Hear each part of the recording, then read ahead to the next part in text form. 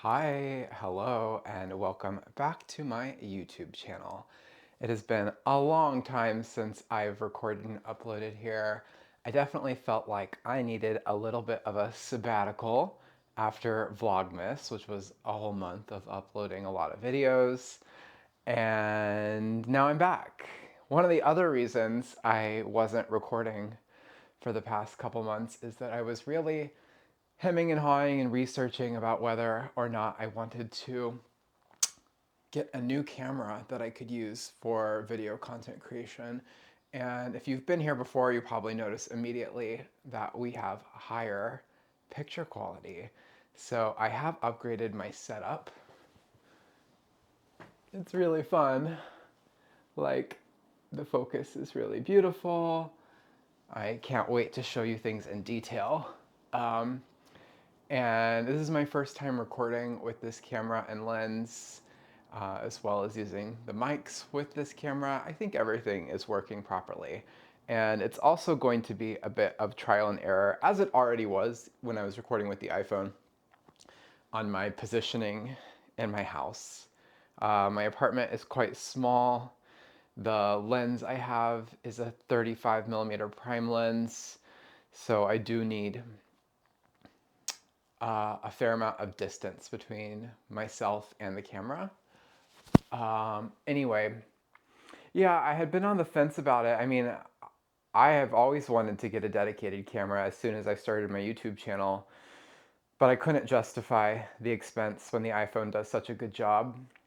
But my iPhone really started to slow down in December, and at some point I'm going to have to replace my phone. It's still working for now, but for using it for more demanding tasks like recording, editing, and uploading video, it is becoming less and less cooperative.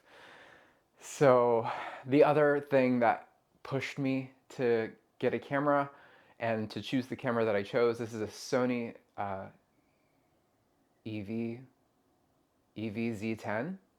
I think that's what it's called, or is it ZVE10? Something like that. It is a interchangeable lens, mirrorless camera, and I chose two lenses to go with it, a 35mm prime lens that I can use for video creation as well as like regular day-to-day photography, uh, pattern and design photos, knitting photos, that kind of thing.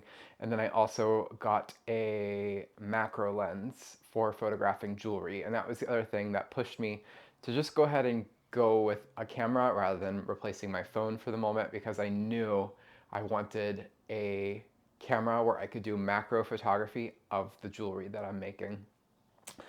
And I've played around a little bit with the macro lens that I got, and it's super fun to take really close, detailed shots of my jewelry with the gemstones and everything. I can't wait for that. Jewelry brand is still not out, by the way. For those of you who have been listening to me talk about it and wait for it, and I don't have a date for you for when it's going to be out. But it will come one day. Still working on it. I've actually had about a month off of making jewelry as I had a problem with my torch, a little bit scary, but better safe than sorry. So I shipped the torch off to the manufacturer to be totally serviced. It's odd that I'm having problems with it, as it's a really like high quality piece of equipment that I only got in October, and I have yet to hear back from the manufacturer if they have determined if something's wrong with it, if they want to just replace it, if they're repairing it. I don't know. But hopefully I get it back soon. I can get back into silversmithing soon because I don't like not doing it. I'm losing my skills and I enjoy doing it, so I want to be doing it. And I'm getting closer and closer to feeling like I'm ready to get the gears in motion for launching a jewelry business, but I do want to make more pieces than what I currently have on hand before my initial launch. So anyway, that's that on jewelry. In other news, I have launched a Substack. You can find my Substack at jamesandwatts.substack.com, or maybe it's substack.jamesandwatts.com. I don't know. You can Google it. And I'll put a link in the description, maybe, if I remember to do so. But If you don't know, Substack is a platform for written content primarily. And I've come to realize that I really enjoy working on my newsletter, which is pretty infrequent. I only like to send out a newsletter if there is something business related to talk about or announce: a new pattern release, a pattern test, a sale, um, an update on like other avenues. Like I might send out a newsletter to talk about YouTube or something like that. But I don't just send them out for the sake of sending them out, and they're pretty infrequent, but I enjoy writing them. And I was encouraged by my friends, particularly by Park Williams, another knitting designer who you should know. And she encouraged me to start a Substack. She really likes my writing and encouraged me to follow that and see where it takes me. So I started a Substack called Sorry, I'm Good at Everything, where I talk about my craft practice, the very many crafts, hobbies, pastimes that I enjoy doing, from the fiber arts to Chinese to my music stuff, and also just like funny personal life essays, I think will be a part of that. So if you like my newsletter, also if you're not on my newsletter, you need to be on my newsletter. Please, jamesandwatts.com. Right when you go onto my website, you'll get asked if you want to subscribe to my newsletter. Go do that. But if you enjoy the vibe of how I write in the newsletter, or even if you enjoy the vibe of how I write like an Instagram caption or a pattern description, I tend to try to make everything kind of not too serious and funny, then I think you'd like my Substack. And I'll actually read you. I only have 2 blog posts on my Substack, but I will read you the introduction of the first blog post that I posted last week, called I Knit a Sock and It Healed My Inner Girl Boss: How a Heel Flap and Gusset Brought the Long Gone Twinkle Back into My Eyes. First of all, hello, hi, and welcome to my Substack. After realizing how much I enjoy writing my newsletter and how much tasteful people enjoy reading it, I've decided to lean in and give you all regularly doled out doses of James N. Watts prose. Here are a few things you may expect in this space: updates on what I'm working on, craft and otherwise, what I'm reading, watching, eating, wearing, what bodies of water I'm swimming in, what bodies of water I wish I were swimming in, listicles, testicles, and that's crossed out, and overall greater insight to what's going on both in my life and in my head. Shivers. Um, let's keep today simple and give you the rundown on what I am working on at the moment. First of all, surely you must know that I am an esteemed knitting tastemaker, and then in parentheses it says, I sell knitting patterns with thoughtful names like Amazing Sweater, and then in asterisks and italics it says, writes that down as an actual idea. I've been doing yarn crafts for a long time, and I've been doing them in a girl bossing manner since 2019, and I love it so, so much. But also sometimes I feel just a little bit like I've been handcuffed to a pair of knitting needles and a sheep has a gun pointed at me and is bawing at me to keep knitting or die. Incredibly, I have been released from my shackles by realizing that I wholeheartedly love knitting again, and the spookiest thing about it is that it happened while I was knitting a pair of socks. And then in parentheses it says, the most boring, and then boring is striked out, invigorating thing to knit. So that's just the opening to this first post. I think that these blog posts are best read rather than heard read by me, because I love to put in parentheses, quotation marks, italics, asterisks. I love to put a lot of expressive markings, like editorial markings, onto the text itself, which I tried to let you know where that was when I was reading it out loud, but it's more effective when you see it with your own eyeballs. What's not to like? Go check it out. It's totally free. But if you love and support me and you've got money, I would love it if you want to subscribe for $5 a month and support the fair amount of effort that I'm putting into writing on this Substack regularly. I know I've just started, but the plan is to continue uploading really regularly to Substack. And even if you just do a free subscription. I'm grateful to have any amount of eyes on my work, especially if you enjoy it. Also, let me know if you enjoy it. I love praise and I love to be encouraged, and it just makes me happy and want to do more of it. If you hate it, keep it to yourself. You can make fun of it in private with a friend. um, so let's get into knitting. I'm feeling very down to business this morning, but I'll start with sock knitting because that was the theme of my first Substack, was how sock knitting healed my inner girl boss. And it was this particular pair of socks that really healed me. Yeah, I mean, you can see the autofocus works beautifully on this camera. And the light, this natural lighting from the window is quite pretty, but it's also quite unbalanced. I'm just being lit from this side and I'm in the shadow on this side. So when I show stuff, I really have to find the right angle for you to be able to see in detail. And maybe next time I upload, I could, there's a chair I could be sitting on where I'd be getting much more direct light. I'm on this couch, which I just got this couch before I had 2 chairs and no couch, and it meant I could only comfortably have one person at my house. And then if I had 2 people over at my house, one of us would have to be sitting on the floor, or like on a hard chair, like a dining chair. So anyway, I just got in this couch. It's really comfy, cozy, and there's a lot of space around me to put all of my things.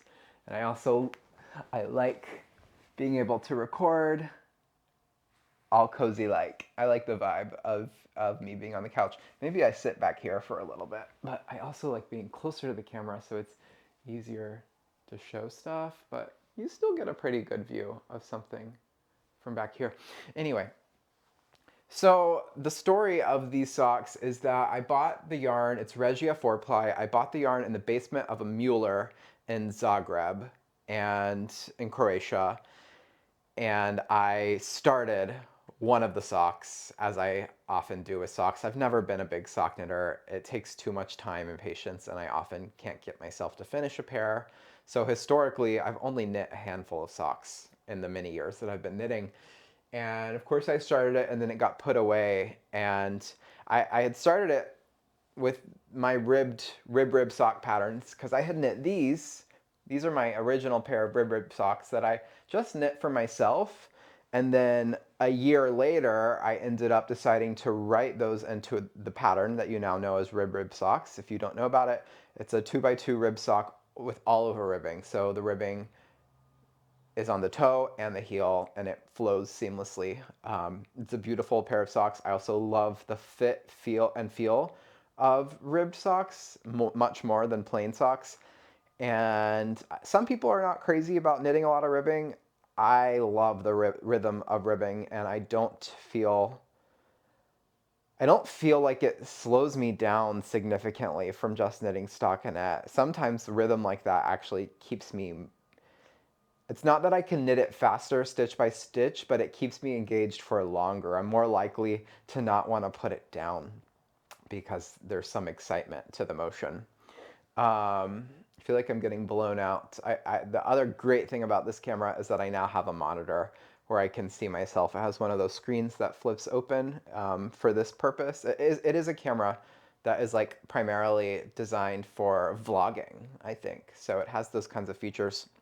I love to be able to see myself in a monitor, but I also feel like I'm getting a little bit blown out, and my apologies. We can try a different angle next time, but isn't it cozy to be on the couch? Also, you can't see any detail, but I like that you can see a little bit of my tapestry here. So when I was writing the rib sock pattern, it had been so long since I had knit the initial pair that it was based on that I was like, I want to knit through the heel of these socks at least once before I publish the pattern to check that the instructions I've written are correct. So I picked up this sock and I had started at I'd done the toe already, I guess, but I went ahead and knit through the heel. And then I just finished the sock because I was like, why not? I was not yet enjoying it at that point. I was just doing it to check my work for the pattern. And then I was like, ugh, I really want to have the pair since I finished one sock. So I cast on the second one, and it was when I was in Peoria without much to do, because I go to Peoria to play with the symphony there, and then I have downtime when I'm not at rehearsal. So I go to a cafe and I work or knit or watch TV, and I was knitting the second sock, which I had been knitting for a few days, and I guess I had gotten past the heel on the second sock and was like, ugh, it's going to be so much work to finish the leg. But I timed myself knitting one round and realized I could knit a round in 2 minutes. And then I calculated how many rounds I needed to do the whole leg, and it was something like 70 rounds for a pretty nice long pair of socks. And I was like, you know what? If I actually don't lose my focus, that's not that much knitting. It's like less than 2 hours of knitting. So I did that. I like held myself to it. I put on the TV show I wanted to watch, which was Real Housewives of Atlanta, which I'm now caught up on, and a new season starts next week, which is really exciting because I've never been able to watch it as it's airing, and now I can. But I put on my TV show and I knit continuously until I finished the sock, and I was like, wow, like I in general feel like as much as I love knitting, once it became a business for me, it became a little bit more of a job and a chore, and I that's what I was talking about when I said it feels like I'm handcuffed to the knitting needles and a sheep is forcing me to knit, is that like I I'm doing it a little bit begrudgingly sometimes, or I lose focus. I knit one round to put down my knitting and I want to look at my phone for 20 minutes, and I keep doing that. Or if I do focus, I'm really forcing myself. But when I challenged myself to focus on knitting the sock and saw how much I could really accomplish when I just don't put my knitting down, it was a nice reminder of how much I enjoy the feeling of finishing something and how quickly I really am capable of knitting. So it was also healing to me to knit this sock because at this point, this was not like a business project. This was just a personal project. This was just another pair of socks for me to wear. And I enjoyed it so much that I went directly from the cafe where I'd finished knitting the sock to the local yarn store in Peoria. I believe it's called the Yarn Universe, something like that. Really sweet shop. And I bought 2 new skeins of sock yarn and I immediately cast on for one. And I'm sorry, I don't have the names of these yarns, but they are in my Substack article about sock knitting. So please go check out my Substack if you want to know the colors and the brands, if you really are into that. So this was the first one I decided to cast on. I do know that the colorway is based on a national park. It's really beautiful. I almost wish that I had not knit these ribbed. I don't know, it doesn't matter. When I'm actually wearing it, it doesn't matter. But there is so much happening horizontally with the color pooling and the way the variegated yarn plays out that I just feel like the ribbing gets a little bit lost in it. However, I still prefer the fit of a ribbed sock, so it's fine. I actually haven't worn these yet because I wanted to show them in their natural state. And you can see like they look super long, and that's because they are super long, and that's because they're ribbed all over. The ribbing is like infinitely stretchy and can accommodate like any size. But however much the ribbing stretches width-wise will affect how much the ribbing shrinks lengthwise. So these actually are just slightly too long for my foot, but they still fit just fine. I just can't pull them on too hard or the heel will end up a little bit higher up on my ankle. But yeah, they stretch down to about the right size when I am wearing them. So these I knit this pair of socks in probably about a week while I was also knitting other things. Like it's been a long time since I felt excited about knitting enough to like want to have multiple projects going on and want to be knitting things that are not for design, that are just personal projects for the enjoyment of the knitting. And that's a really good feeling, and I'm happy to feel excited about knitting again. So let me show the other yarn that I bought. This colorway is called Dragon Fruit. Isn't that pretty? And there's a label in this one, so I can tell you what this is. You know what? The one I just showed, it was from a brand called the Knitted Wit, and the colorway is Grand Portage. It just came to me. This is the brand All the Colors, which was local. They might both be local. It's 80-10-10 wool, cashmere, nylon. The prices of everything are going up and have gone up, and this was $31.95, which has been a very standard price for a sock of luxury hand-dyed sock yarn for a number of years. And just the fact that this does have the 10% cashmere makes me feel like this is actually a cheaper price for today's yarn market. A lot of just wool sock yarns would be $32 or more. So that's me convincing myself that this was some kind of worthy investment. I'll get to these at some point. After I finished the socks I just showed, I decided to cast on. Oh my god, I didn't bring it, but it's really cute, so I'm gonna grab it, and I'm probably not gonna edit this part out because I'm lazy. So I challenge you to sit in contemplative silence and be alone with your thoughts for 10 seconds.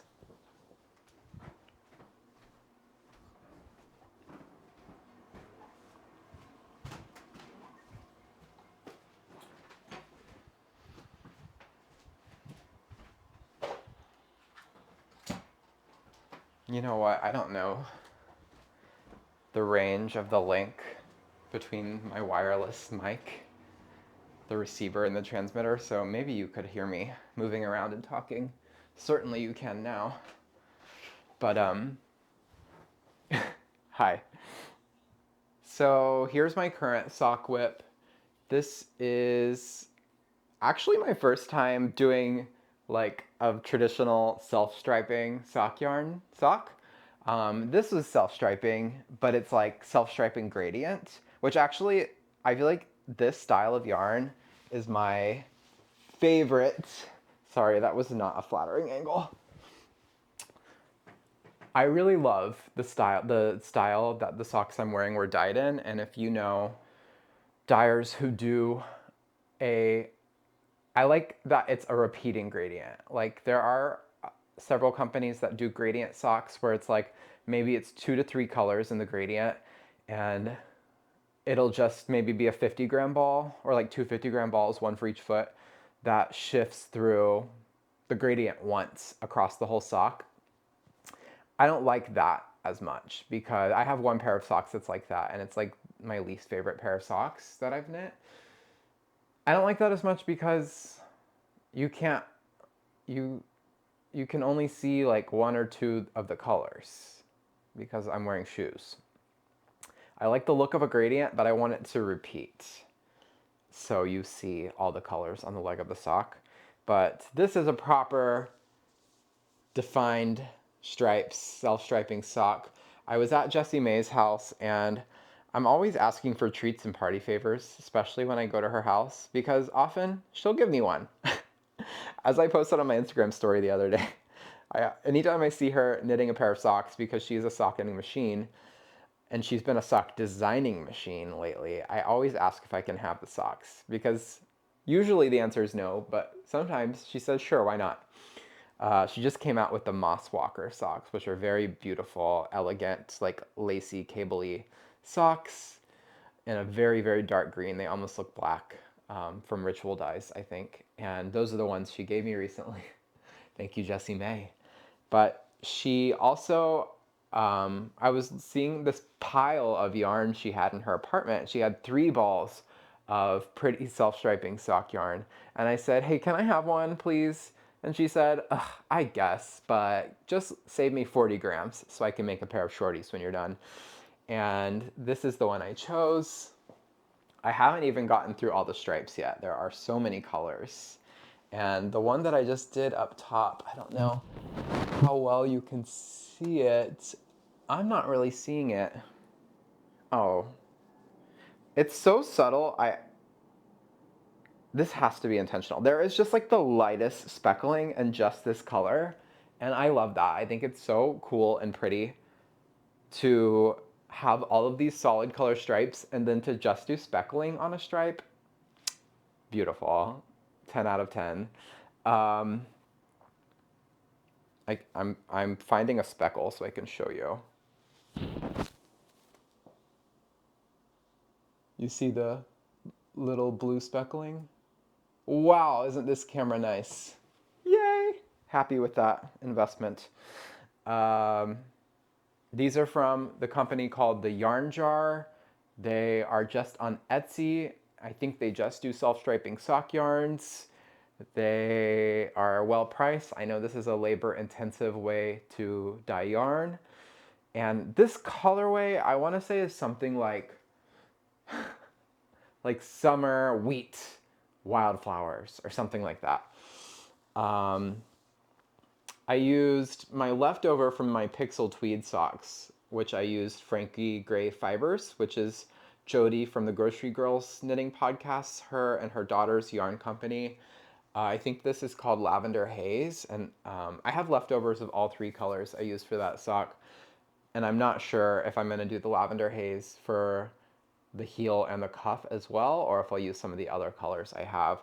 But I've actually never done that I can remember the whole like changing colors for the toe, heel, and cuff thing. I love the way that looks. I've just never gone to the extra effort to do it.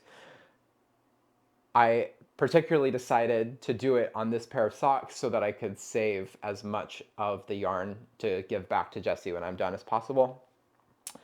She only asked for 40 grams, but we'll see. Maybe I can only use half of this yarn. I think if I don't go too long on the leg, I certainly can.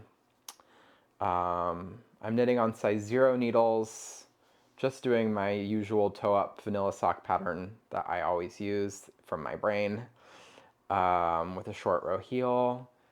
And my gauge is about 7 stitches per inch, and this is like a 56 stitch count, which I forgot that that's actually the stitch count I need for my gauge. I had started by casting on 64 stitches, which is what I would do on a ribbed pair of socks, and it was clearly like gigantic. So I ripped back to the point in the toe where I was at 56 stitches and just went from there. But yeah, aren't these pretty? It's really easy to crank out 5 or 6 rows on this just because you're excited to see the new stripe come in. And yeah, I think I'm almost through. No.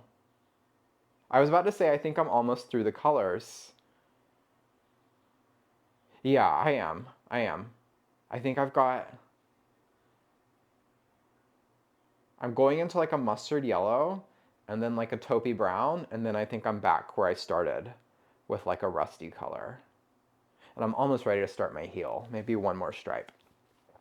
That is socks. Never dreamed of a day where I would have that much sock knitting to talk about. Let's go on to some exciting finished objects.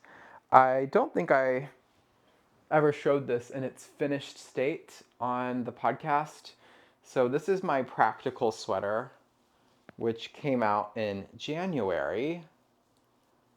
And a funny, cheeky name for this extremely impractical sweater. It's both impractical to knit and to wear, but it is a thing of extreme beauty, elegance, and grace. It's really so gorgeous. I knit it out of this Lanagato Pilettes. I'm not sure how you say that. I think it's like French for sequins, but it's their sequin thread yarn. Many brands sell a, wow, check out that sparkle. Many brands sell a sequin thread type yarn that is really designed to be held with other yarns to add a shimmer and a sparkle. I, of course, saw that and thought, oh, well, why don't I knit an entire sweater out of it on its own?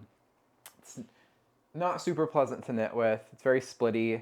The yarn has no memory and no drape. It's almost weightless.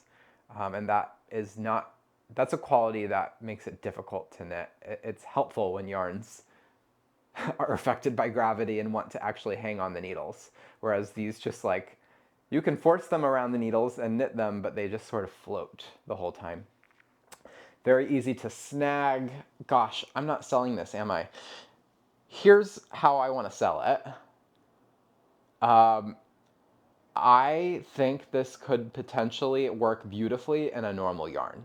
In a fingering or lace weight wool or silk or like whatever, honestly, even cotton or like an alpaca blend, like whatever you want. I haven't swatched, so I can't say for sure, but I feel like you could get gauge and it would be a much quicker and more pleasant knitting experience to use a different yarn. It still would be like a somewhat see-through sweater, but we love a see-through sweater. And it's also like, it's so easy to knit because it's just drop stitch, right? Like those drop stitches, oh my God, I'm snagging it. I'm always snagging it. I think whatever yarn you would use, this would snag easily, but this yarn in particular snags so easily. But these rows are just yarn overs that are dropped, and you get a lot of length in a single row of drop stitches done. So if someone is looking for an elegant drop sleeve sweater, check out my practical sweater on Ravelry or jamesandwatts.com, and maybe you try knitting it in a more practical yarn than the sequins. I didn't test knit that because I was just really eager to get out a pattern in January, and I also felt very confident in the writing of the pattern. It's a very simple pattern, honestly.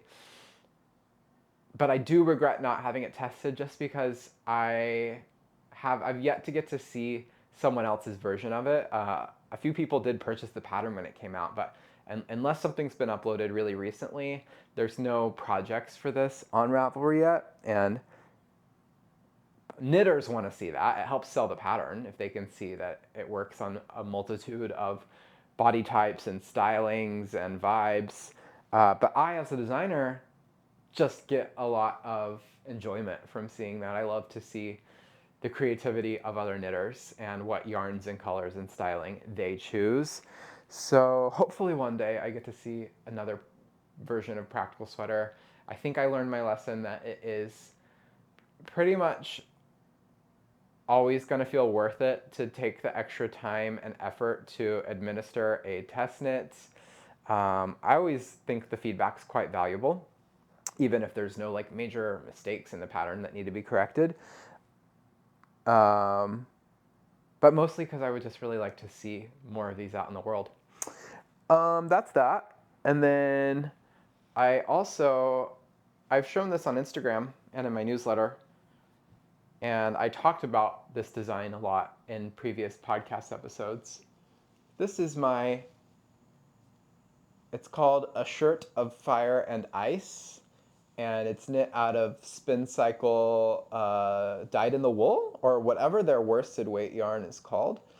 And I really was letting myself get kind of stressed out about what to design with this yarn. I went through several concepts, which I talked about on previous episodes on this channel, of things that were like going to be so labor intensive to design, grade, write, and knit. And then I just couldn't deal with any of my other ideas. They are cool ideas that maybe I'll do another time with other yarn. But I ended up settling on this really simple modular concept, which is actually a concept I've had floating around in my head for years. I just was waiting for the right moment, the right yarn to do this, but it's just 3 horizontal bands. It's like knitting 3 short scarves that are joined together as you go seamlessly with my modular technique. And you're just knitting stripes, and you just alternate the order of the colors for each band so that the stripes, the bottom of a red stripe goes to a blue stripe, and the bottom of the blue stripe goes to a red stripe. And the subtle color gradient you get in the spin cycle is very beautiful. Just want to show the back as well. I did do, I'm starting to incorporate more shaping and tailored elements into my patterns. I know knitters, not all, but many knitters really look for that and really like that. Definitely there are knitters who just want the simplest and easiest knitting experience possible. So there are pros and cons for both styles, but I decided for this to make it a little bit more fitted, a little bit more cropped, short sleeve, shaping in the little sleeve, and then a subtle sloping to the shoulders as well, which was kind of fun to do on this side-to-side knit design, because on one side you're just increasing to get your shoulder slope, and on the other side you're decreasing down to get your shoulder slope, which I had a test knitter send me an email and be like, why is it increasing on the first half but not increasing on the second half? And I was like, I promise, that's not a mistake. I have seen a few testers finish already. This is a very easy, like quick knit, but the test is quite long because I finished this pattern well in advance of when I wanted to publish it. This is going to come out for my birthday. I love to always put out an exciting new design on my birthday, April 22nd, or around my birthday. This year I decided, even though it's in the middle of the week and I usually like to release things on Fridays, that I want the hubbub of the day of my birthday. I also think last year I did it on a Friday, a few days before or after my birthday, I don't remember, and it was confusing for people. They were like, wait, so when is your actual birthday? My birthday is April 22nd, it's Earth Day. This will come out on Earth Day this year. I think this marks my 5th or 6th modular pattern. So I will also probably be putting together a bundle. I've been really into creating bundles of ebooks where you can get a group of my patterns at a discounted price. So we're gonna do like volume 1 of modular designs when this comes out. And I will also run a sale for several days starting on my birthday. So look forward to that. What else do I have to show? I feel like, oh, this is exciting, and this is something that you haven't really seen. I did show a picture of this as a work in progress on my Substack. So if you are an early adopter, an early subscriber to my Substack, you may have seen the first and only preview of this so far. But here is the first of this year's summer patterns ready to go. This is Look at My Holes Boxy. Look at My Holes is one of my earliest patterns, and it's one of my most loved patterns. It is a summer mesh raglan, and I've always wanted to return. I actually made up this mesh stitch for that pattern, and I've always wanted to return to this stitch and incorporate it into new designs. And I decided to do this simple box top, which I used to, do y'all remember that pattern, the Cancun boxy lace top? I knitted 2 of those when I was a new knitter, and the pattern is free and only comes in one size, so I had to customize and modify lots of parts of it. But I used to wear the hell out of that. You couldn't tell me anything when I was wearing my Cancun boxy lace top. I've since donated those tops. I stopped wearing them and they don't fit anymore.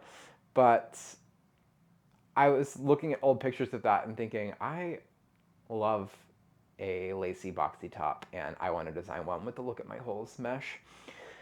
So that's what this is. It's just simple, like a simple boat neck. It's just an opening at the top on the shoulder seam. And it's that perfect length where I can wear it on the shoulders or off one shoulder. But when I'm wearing it centered, it doesn't fall off. Then it's got long twisted ribbing at the hem, and it's got a split hem. So the back hem is much longer. It's twice as long as the front hem. And then just these little twisted ribbed cuffs to finish off the armholes. I would show you this on right now, but I don't really feel like taking off my shirt, my sweater at the moment, which, by the way, I didn't mention it. I'm wearing this all the time, like multiple times a week, all winter. Probably my most worn garment my first Chicago winter. This is my super bulky basic drop sleeve sweater, which is part of a series of drop sleeve sweaters I've been designing the past year. Anything else to say about this? So I just have a little bit of work left to do on the pattern. Probably I'll get that done today. And I might even, no promises. I also don't know if this video is going to go up today since working with this camera is new to me. I might have hiccups with like if I need to do any editing or whatever and then uploading. That's something else I'm going to have to learn because before I've always done that on my phone. Now I'm going to have to do that on a computer, probably choose some kind of editing software that I can use on my PC. But what I think I want to do for the test for this is maybe announce it in my newsletter first. And the way that I did my test application for a shirt of fire and ice, I didn't actually tell people this, but I'll tell you guys. I never know when I announce a test. Sometimes I have overwhelming interest and I have over 100 people apply in 24 hours and that can be overwhelming. It's too much for me to have that many people testing and it's a lot of work for me to like go through the applications. Often like everyone seems nice or qualified. I hate to reject people from my tests who are just trying to support my work and are eager to knit my patterns. I feel grateful for that. So I have in the past sent out rejection emails when I have too many applicants because I also don't want to give away 200 free copies of my pattern, nor do I want to deal with the potential for managing a lot of email communication between testers when they have questions with the patterns or whatever we may need to communicate about. I don't want to open myself up to that volume of work. So what I did, the other thing is sometimes I put out a pattern test call and I get 15 applicants, you know, that's easy. Everyone gets in and I get what I get and I'm fine with that too.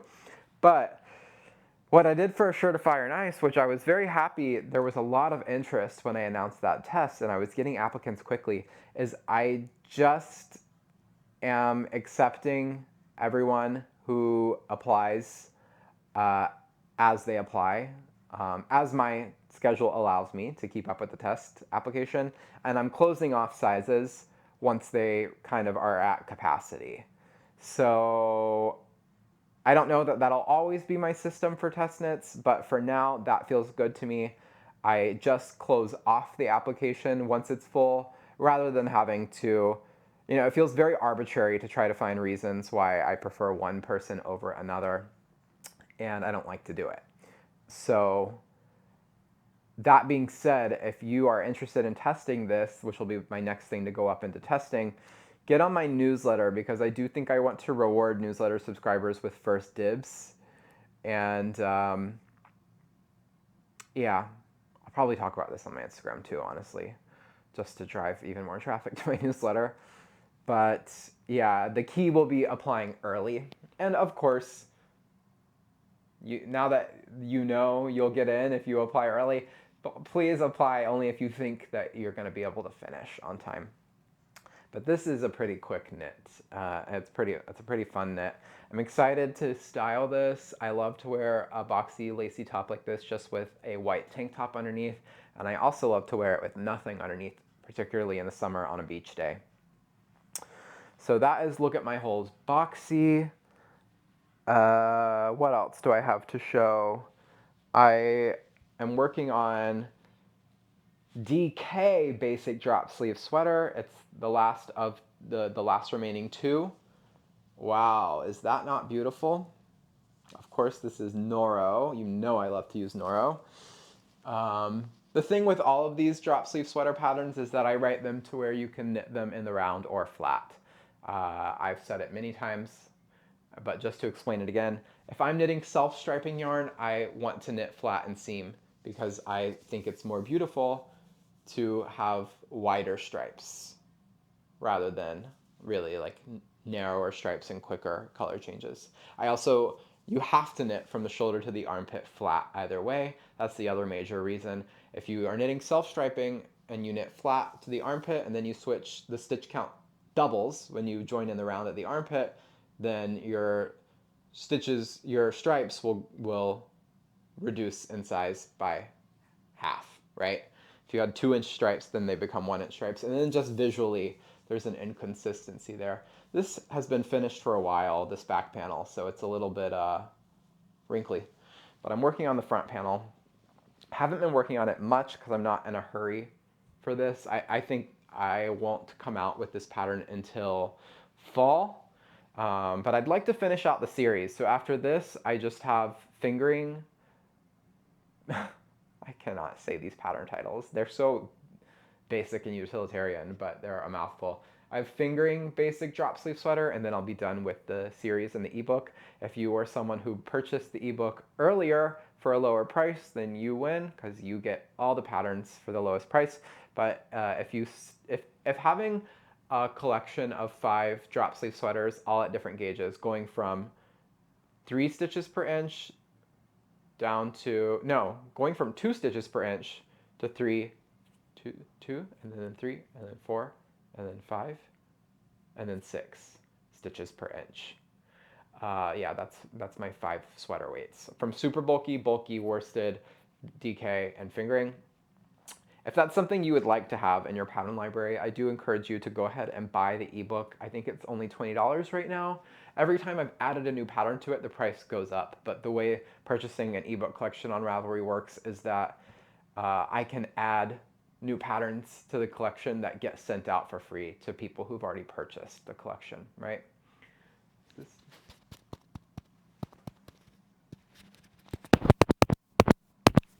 this still on? Yeah, okay, sorry. I just got so scared that my mic wasn't hooked up properly, and I really hope the levels are what they should be. I don't want to redo this. I actually did a trial run of this video last night, and then my camera died, and I ran out of light because I was impatient and started it at like 5 p.m. I don't want to do this again. So, that is this. Next, I have this swatch, which is done with Pearl Soho cotton. What is the name of that cotton? I want to say it's called Chirp. Cotton Chirp, 100% Peruvian Pima cotton. And it comes in these really cute 25-gram balls. They are pretty inexpensive. You can buy them in like color family packs, or you can buy every color that they have in one big pack. I didn't want all the colors. I knew there'd be a bunch that I wouldn't use. I didn't want to waste my money. So I bought 4 of the color family packs. And this is my swatch for a vertical striped, knit side to side summer tank top that I want to do. I don't often work with 100% cotton. It's not my favorite for summer, but this is really soft. It's not the feeling that I don't like. It's often that it just feels a little bit warm to me if it's a truly hot day, but we'll see how this performs and how I like it. I like using cotton though for the fact that it's inexpensive and you can often find really vibrant colors of 100% cotton, and that's what I wanted. Super saturated, irregular stripes. So that's coming in the pipeline. I have a lot I want to get done today, honestly. We'll see if I get to all of it. I want to, after this, depending on what time it is, have lunch and go to the gym, but then I still have other things to do. I'm keeping all of my yarns in this bag that I got yesterday. This is from Bagu. I'm sure most of you know about Bagu. I've been a big fan of Bagu bags for a long time. You know where oh my god, it's snowing really lightly. Pretty, but not pretty enough for me to go to the effort to show you. It's also, I don't think you'd be able to see. It's really light. We'll see if it picks up more. The first place I actually remember seeing anyone talk about Bagu bags was on Espace Tricot's podcast many years ago. Uh, that shop has changed ownership, but it was when it was the original owners, and I haven't really seen the podcasts with the new people, but I used to watch it back in the day, and I liked them as a duo. They had very different aesthetics, but I liked both of their aesthetics, and they were kind of in the know about things like Bagu before a lot of people were talking about it. So thanks to them, I also knew about it early on. But I've been using it for years. I just always buy the large size totes. Actually, maybe it's the standard size tote, because the standard size tote's pretty large, and they have one bigger that I think is their large size that's sort of huge. But I had a doctor's appointment yesterday that just happened to be in Wicker Park, which is like a very trendy area of Chicago. And I knew there was a brick and mortar Bagu shop that I had wanted to go to and I'd never been to. I wasn't planning on it, but I was driving and I drove right past it and there was parking right in front. And I was like, okay, let me just pop in. Now's my chance. And I got, they have this Miffy collab right now, who is this, the bunny character. I believe she is Miffy. And I don't know. I'm not like a Miffy stan. I'm a fake fan for buying this. I don't even know. Is Miffy Sanrio or some other company? I don't know. But it is cute. But mostly I just liked the dimensions of this bag. This is their, I think it's called the 3D pouch, like 3D zip pouch or 3D zip bag. It came in a set of 3 with all different sizes. This is the medium one. And I had just been thinking how I don't really buy a lot of like knitting related accessories and stuff. So I don't have like a bunch of project bags. The like only few that I do have been gifted to me by friends over the years. I never buy stuff like that for myself. And this obviously is not designed to be used for knitting specifically, but it was perfect. I don't know that I'll hang it on anything, but I love that I can. This was perfect to hold all of my colors of this cotton for this design, which again, I really want to start grading this today and get it cast on because I'm going to Detroit tomorrow just for overnight trip with Park and Jesse to see our friend Samantha Irby, who is the guest on Caleb, what's his name? Caleb Huron, I think is his name. He is like a darling TikTok comedian of the past few years. I don't know, maybe it's like dismissive to call him a TikTok comedian, but that's what I'm calling him because that's where I see his content. He's very funny. But yeah, I need car knitting. I mean, I can knit my sock, but as much as I'm feeling pumped about knitting for fun, I'm also feeling pumped about knitting for business, which I'm always happy if that's something I actually want to do rather than feeling like it's something I have to do. That's that. Do I have any other knitting to show? Not really. But that was a lot. And I might be forgetting stuff since it's been so long since I recorded. Let me just check my battery life. Okay, I am down to 45%, but I think I'll be good. I don't think I need to talk for too long. I bet I could be recording with the camera plugged in, which I'll have to Google that, but that's probably a better option than just having to go off the battery life and being worried about it. Let me catch my breath.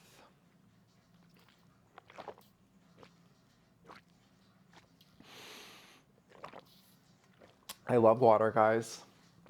I'm also going through a little bit of a tea drinking era, which I always want to be a tea drinking girly. I just don't really like tea that much, but every once in a while I start to like it. And I'm like, finally, I'm drinking tea and I can be elegant like the tea drinking girls. but usually I lose that habit pretty quickly. We'll see if it lasts.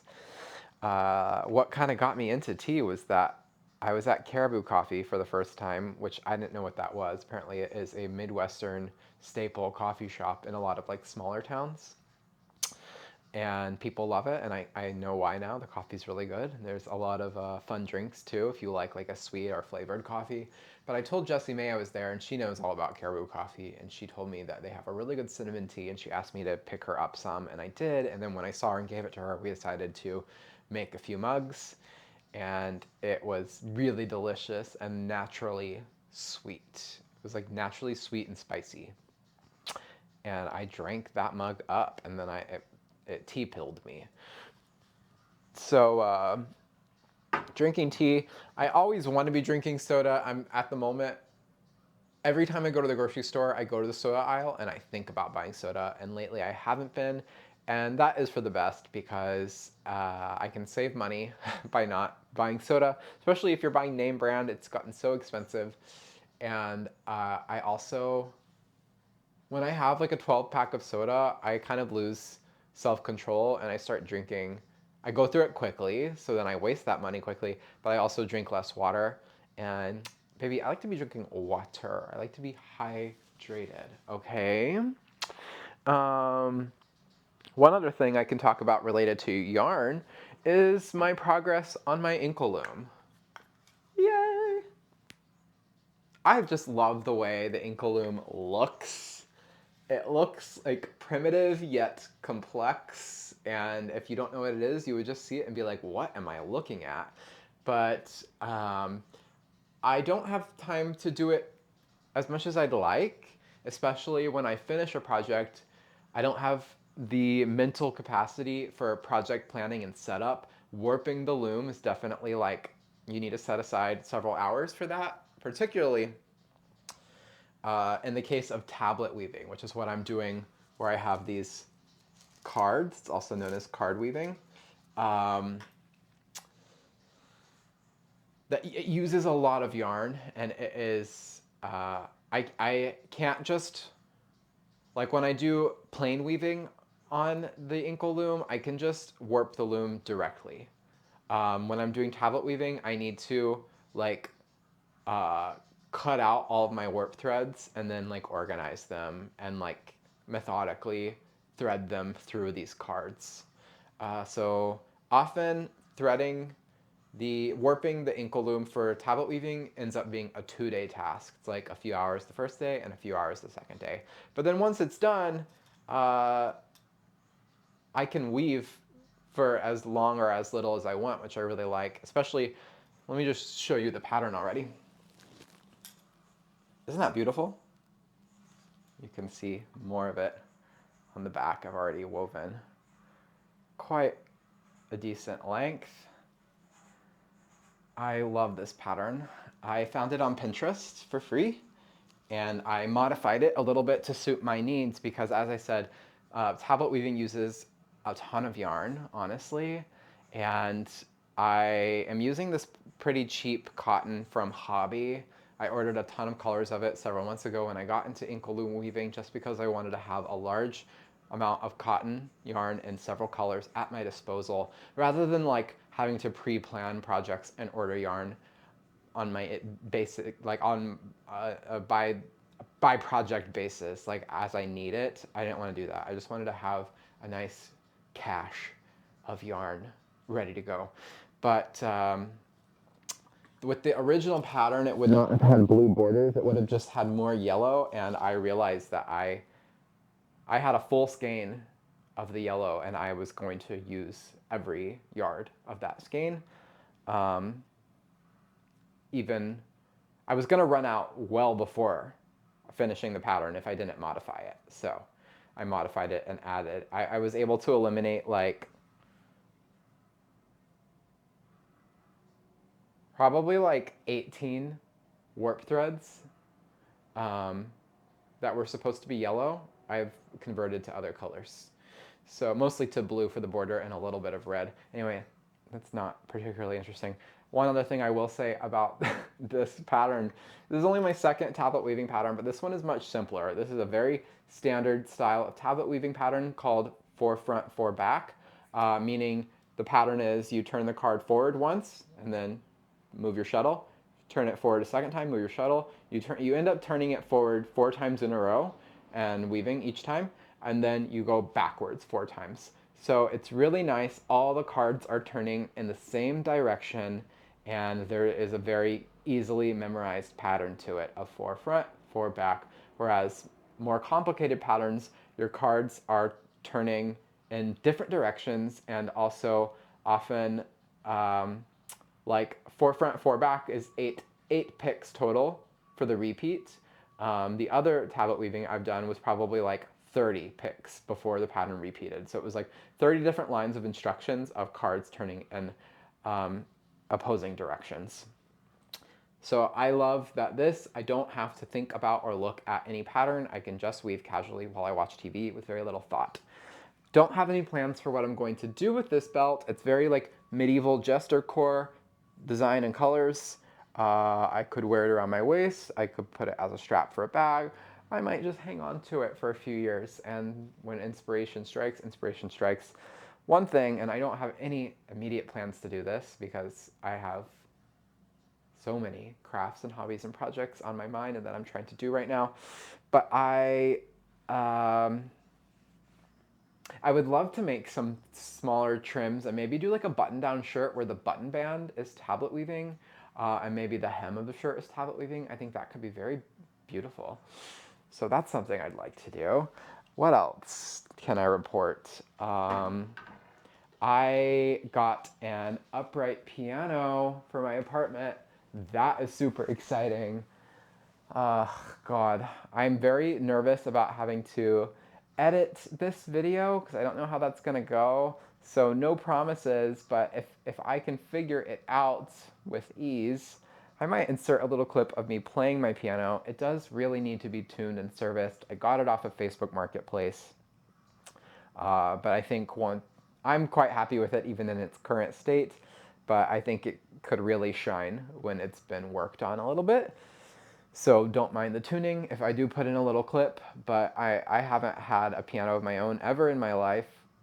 This is really exciting for me, and I've immediately gotten into trying to practice every day for just 30 to 60 minutes a day.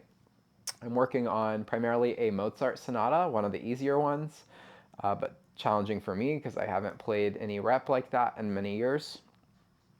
And I'm working on a very short, beautiful Scriabin prelude. I've also started playing piano professionally again. I play piano for Catholic Mass, kind of near where I live, about 5 minutes away, which is very convenient, on Saturday afternoons. And I'm new to Catholic music making tradition, so that had some elements that were new to me, like the psalm response playing. If you know what that is, great. We don't need to get into it. But I'm happy to be playing professionally again and meeting new people through that little gig. Everyone at the church is very supportive and nice and complimentary of my piano playing, which is nice because I definitely was feeling out of practice when I first started. Now I'm feeling better and like I'm really getting into the groove of playing regularly again. What else? I have been doing more and more violin gigs. The nice thing about the classical music world with these types of regional symphonies I play with is you just start making friends with the people there and let them know you're looking for more work, and they recommend you when things come up, and you start getting emails from other orchestras asking if you could step in and sub in their violin section. So as simple as that, I ended up getting a sub spot with Illinois Symphony and played my first concerts with them last month. I also will sub with Des Moines in April. If any of you are watching from Iowa or from Des Moines, come to the Pops concert in April. It is the week of my birthday, so I'm going to have a lot going on. And I am so excited for that concert because it is all music from the Final Fantasy game series, which I've played a bit of Final Fantasy. I'm not like a huge Final Fantasy fan. I've played like, there's like 20 Final Fantasy games in the main series, and I've probably played through like beginning to end of like two of them. But I have always been a fan of the series and the aesthetics and the artwork. I'm a huge fan of the artist. I think his name is Yoshitaka Amano, something like that. Uh, his art style, just if you're interested in that, Google like Final Fantasy artist and he'll come up. But I love the artwork and the composer. Let's see, I think the composer is Nobuo Uematsu, I believe, if my memory serves me right. The music for the Final Fantasy series is iconic. It's very high level, beautiful stuff. And I've never gotten to play video game music in a professional symphony orchestra, so I'm really excited for that. I don't know if there's going to be I'm getting so blown out, a chorus component, but I'd be excited if there were, because there are some really iconic Final Fantasy tracks that involve singers. Um, what else to report? I bought a Kindle to upgrade my e-reading game because I had been reading ebooks on an iPad for several years, and that causes, it's heavy and bulky and causes like eye strain. And I was on my lodge trip with friends a few weeks ago, and many of them had their Kindles, and I asked them if they liked them, and they all really liked them, so I went ahead and got one. Uh, but even more exciting than my Kindle is the case that I bought for it, which is like very fantasy book lover core.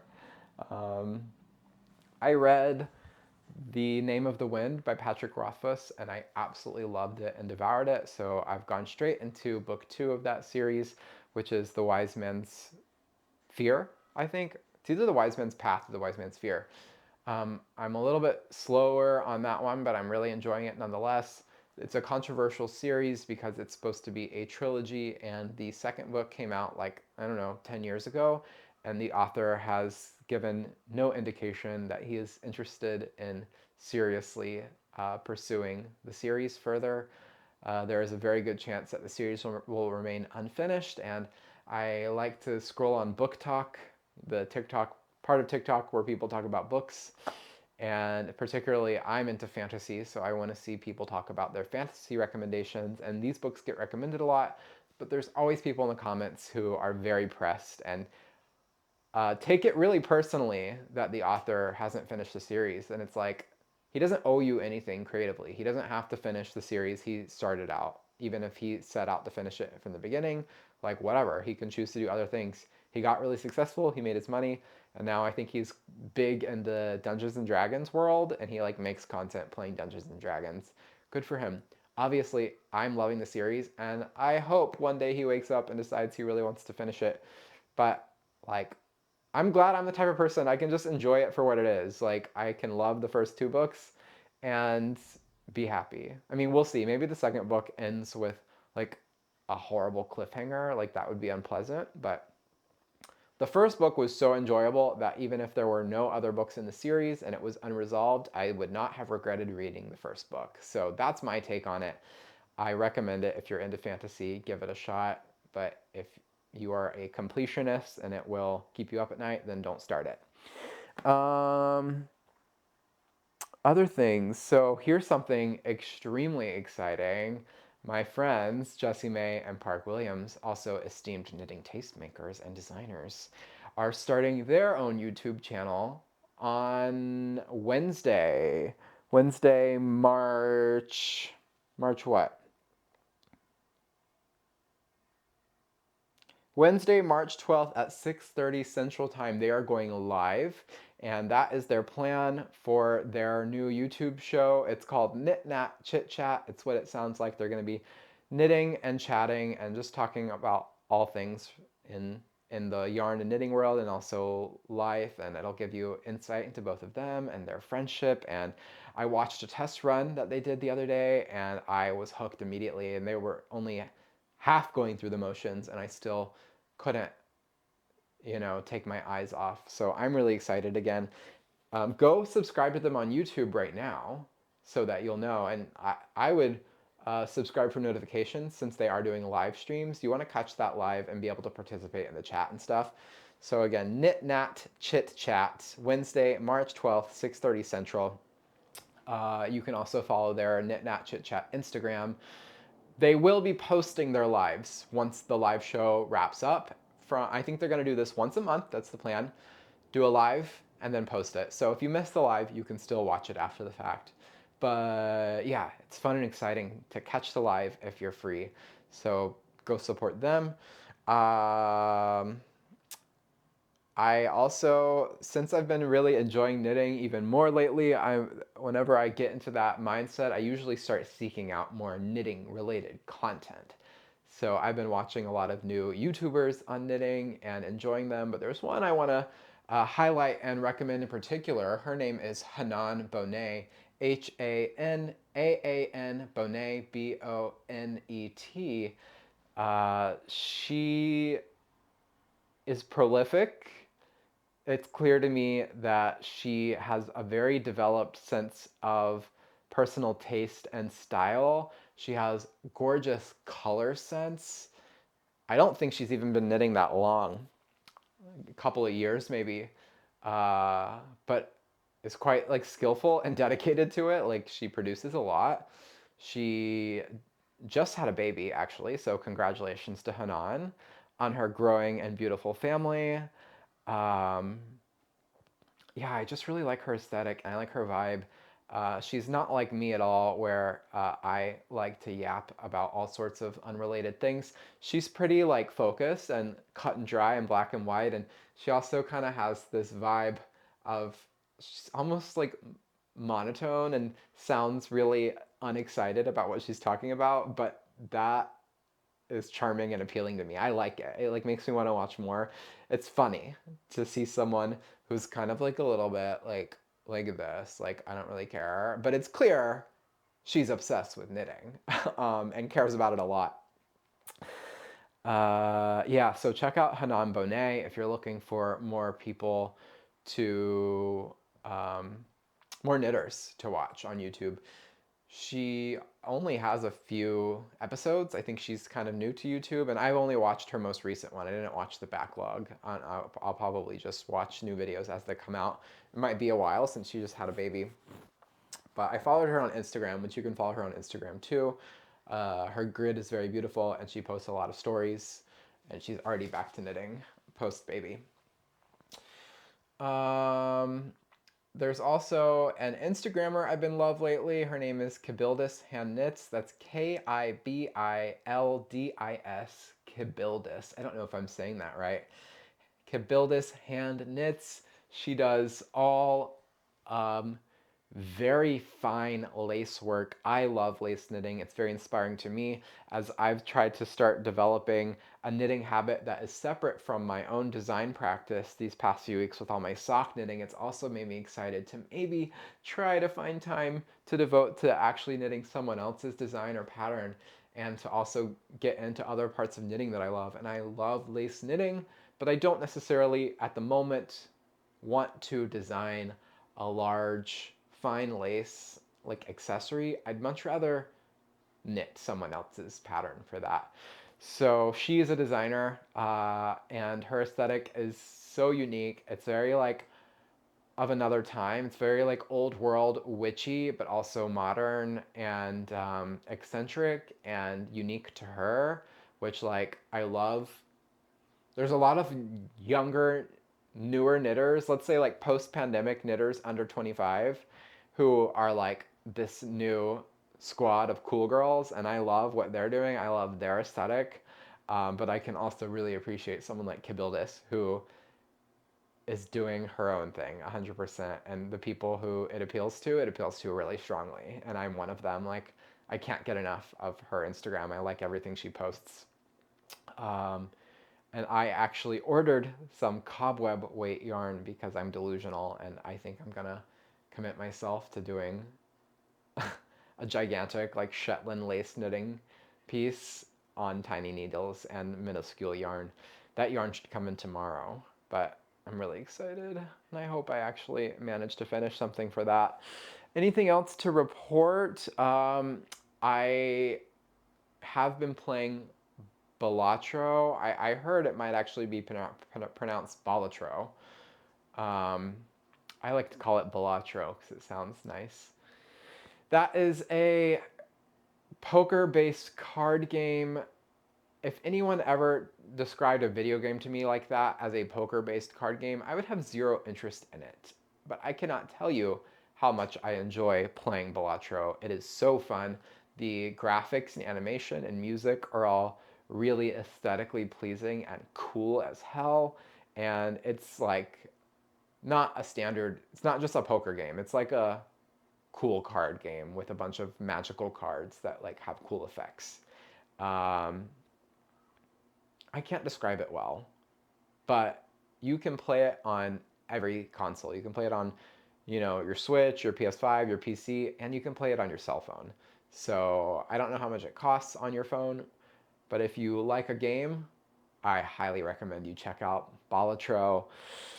I'm still going to the gym, but I actually have started going less. Throughout the winter, I have been hitting it hard, like 6 times a week. I love to go to the gym 6 times a week, and I would still gladly do so, but it just dawned on me that I was giving up too much of my time day to day to working out, and that I wanted to shift my priorities time wise. So I have started going 3 times a week so that I have more time for my favorite hobby of knitting and all my other hobbies and other interests. Cooking, taking care of my house, practicing piano, practicing violin. Speaking of violin, I have a concert coming up next week with Peoria Symphony, and tell me why they sent out the information email, and there is always a roster, so I know where I'm going to sit for the concert, and they placed me at the very front of second violin, so I am principal second, which is a lot of added responsibility, and also means I have to prepare much more than normal. Like, please don't judge me, but I'm a pretty good violinist, and the way I like to deal with my gigs like this is I like to do minimal preparation and rely on my skills to just show up and be able to work quickly and like understand my music quickly. And I can do that.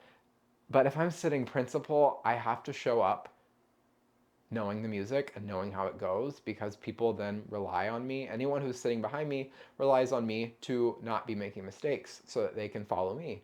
I have to be prepared so that the rest of them can do what I normally do, which is show up with minimal preparation. um, it was a little bit strange that they put me principal second without asking me. I immediately emailed them and was like, why am I sitting principal second? Like, is this a mistake? And also, am I going to be paid at a principal rate? And they were like, sorry, we were going to ask you, but it just made sense to put you there. Are you cool with it? And yes, you will get paid the principal rate. And it's an extra $20 per service. These types of orchestra gigs are per service gigs. So it's like every time you have to show up, you get a set amount of money. And I'll get an extra $20 for every time I show up, which to me is worth the extra amount of preparation. We'll see how I like the pressure for doing that for this particular orchestra. Maybe I enjoy it and then I'll be happy if they want to keep putting me principal, or maybe I won't really like it and I might tell them no, like you need to put me back in the section. Um, so that's what I have going on next week. A lot going on. I'm feeling so busy all the time, and that's a nice feeling, and I sleep like a rock every night. But also, it'd be nice to chill out maybe one day. Anything else to report? I don't know. Not really. We'll see if that piano video makes it into this. Maybe, maybe not. Don't be mad either way. Again, please go support my Substack. Please go support Knit Nat Chit Chat. I'll see you all in the live chat on Wednesday for Knit Nat Chit Chat. They've put a lot of effort into the production value of this YouTube, much more than myself. So it's something that I respect and appreciate. Then I guess I'll leave you there. Thank you for watching. Thank you for waiting so long for me to make a new YouTube video, and I will see you next time.